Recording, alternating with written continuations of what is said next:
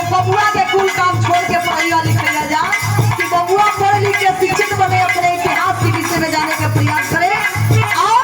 जानने के बाद गाँव पुरमाई बाबू के नाम रोशन करे। लेकिन ये आदमी का कहता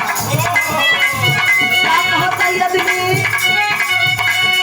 गोरी काली बूझू ममजो बुरिया गोरिया बना रे माता बुरिया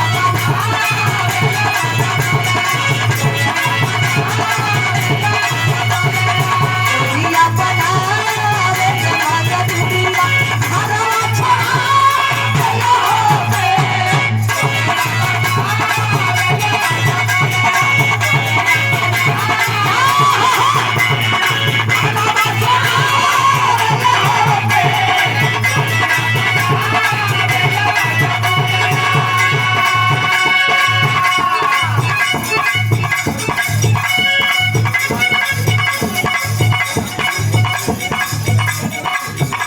आदरणीय उमेश बिहारी जी